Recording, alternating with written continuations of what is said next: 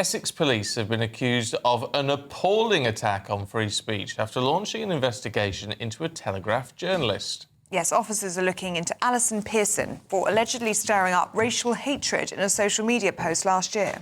Boris Johnson, Elon Musk and senior Tories are amongst those hitting out at the police force for refusing to give details on the matter.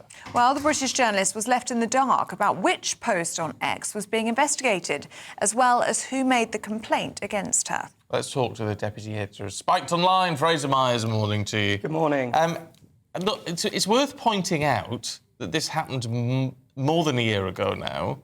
It's just coming to light now, but it's 12 months old. However, it is the most ridiculous thing, isn't it? Unless it was causing racial hatred or a terrorism threat or something, they should just leave alone, shouldn't they? Well, yeah, the words Orwellian and Kafkaesque are often overused in discussions like this around free speech, but I'm afraid the investigation of Alison Pearson ticks both of those boxes. As you say, all we know is that the police are investigating her for a tweet that is over a year old, but they refuse to say what it is. So none of us can make a call as to whether it might have been racist or sexist or any of these other hateful things. I have to say, Alison Pearson is a mainstream journalist, so I sincerely doubt that it would tick any of those boxes. And it just goes to show how dangerous it is to allow the police to investigate so-called hate, because I think their definition of hate stretches way beyond what ordinary people might think of it as. We have no idea what Alison Pearson said, but I'm sure, perhaps she said, maybe I said something unwise, but it's highly unlikely that she would have gone on some sort of tirade or, something really that you'd think... Well, people in our line of work do know what the law is. Exactly. In terms of actual hate speech that would be illegal. Yes, and I think there's also been a bit of confusion about the law and the confusion about what Alison Pearson is being investigated under. So she says that when the police turned up at her house, they were accusing her of a non-crime hate incident.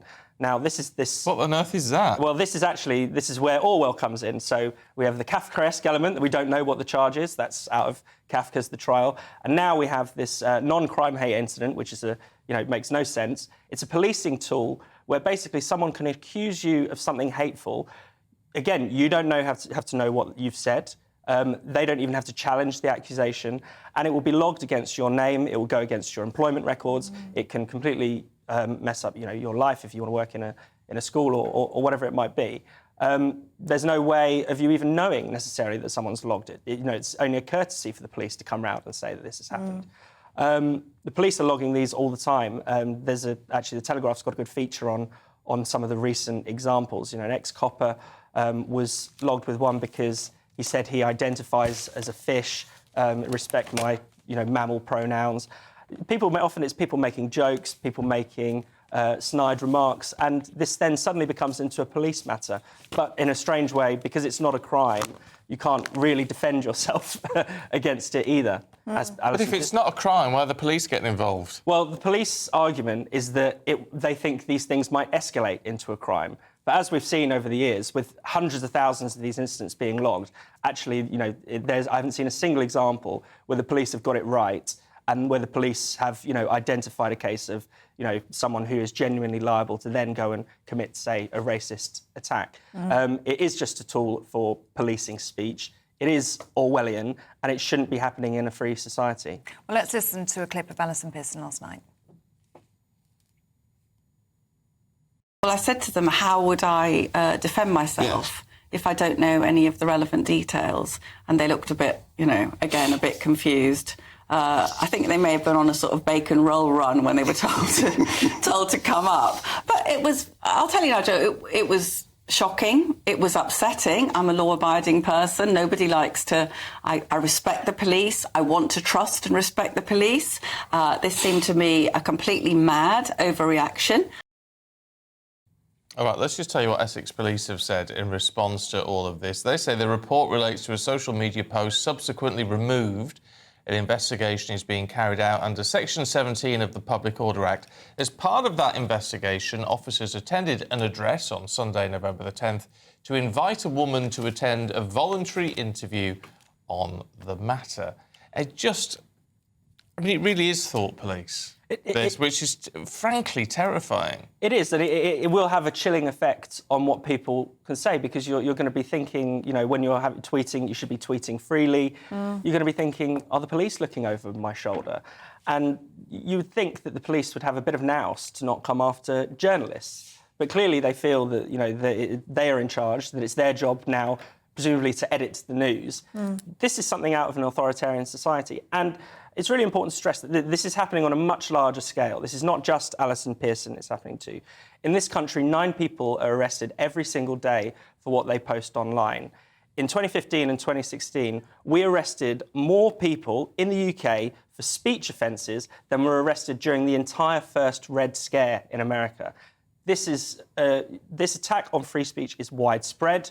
It is deeply disturbing. It needs to stop, but it's only going to get worse, unfortunately, because actually the Labour government wants to increase the use of non-crime hate incidents. They're very big on hate speech laws. I think particularly after the riots, they actually see this as a useful way of calming the population. I'm very worried about where this is going. Clearly, there are a lot of critics on the other side of the world. Elon Musk has come out against it. Boris Johnson has come out against it. But actually, I think the people in the current government are broadly in favour of this speech policing regime. What are we to make of this? Because, I mean, it's one thing to be investigated for something, but another thing when nobody really knows exactly what it was. Well, it's an absolutely bizarre story. Alison Pearson was sitting at home on Remembrance Sunday when the police turned up at her house and spoke to her about this alleged non-crime hate incident. It was about a tweet that she posted a year ago, which was subsequently taken down. But when she asked what the tweet actually said, the police said that they weren't able to reveal that information. She then asked who the accuser was, and the PC looked down at his notes and said, it's not an accuser, it's a victim, and I can't tell you who it is. Alison Pearson is obviously not happy about this at all. She's written a column in The Telegraph saying that her free speech has been, completely violated by this attack from Essex police, and all sorts of conservative politicians, small c conservative politicians, have weighed in. We've heard from the Shadow Home Secretary, Chris Philp. We've heard from Nigel Farage, Boris Johnson, Liz Truss has weighed in too, and most recently, Elon Musk has come in to fight for Alison Pearson as well. He has been very worried about free speech on social media, and in fact he decided to buy what was formerly Twitter, now X, in order to try and restore free speech. So he is on Alison Pearson's side too. It'll be really interesting to see if anything comes of this, or if the government starts to have a look again at this idea of the public order offence, the idea of a non-crime hate incident, because there are plenty of campaigners, both in Parliament and outside, who don't think that non-crime hate incidents, as they're called, should be used as fodder for the police at all. The other question is, how is this going to reflect on Keir Starmer? Keir Starmer is already sometimes nicknamed two-tier Keir because it's perceived by some that the Labour government is more willing to prosecute right-wing protesters than left-wing protesters. If Alison Pearson faces further problems because of this unknown tweet, then I think that nickname will stick. A clip from Alison Pearson last night.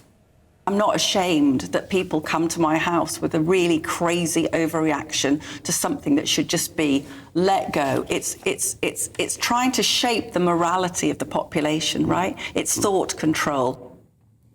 And that's the thing, isn't it, Olivia? I mean, people will be listening to this story this morning and thinking, well, what kind of precedent does this set? What does this mean for free speech in this country? Well, exactly, and you've got to wonder if there are others who've gone through something similar to Alison Pearson, but don't have the sort of profile that she has to get her name out there. It'll be really interesting if anything actually changes because of this, and I think it's quite possible that it does. If you think back to that Nigel Farage Coutts drama last year, it ended in the resignation of the CEO of NatWest and Coutts because Nigel Farage was debanked. He felt that he'd been silenced. Alison Pearson arguably has been going through something similar, and I think there might well be consequences. OK, Olivia, thank you. Let's hear what Essex Police has said in response to all of this. They say the report relates to a social media post which was subsequently removed. an investigation is being carried out under Section 17 of the Public Order Act. As part of that investigation, officers attended an address on Sunday, November the 10th, to invite a woman to attend a voluntary interview on the matter. But again, even that begs the question, if you want someone to attend a voluntary interview, do you have to send 2 police officers round to On invite a Sunday them? morning. I mean, couldn't you ring her up? Yes. Just a thought.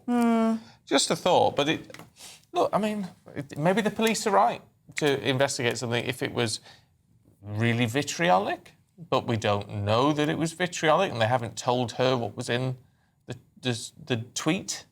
So it's all just very odd. Yeah, lots of questions still to be asked, but I think there will be people out there who are victims of crime, violent crime, theft, burglary, who would love to have 2 police officers turn up on their doorstep.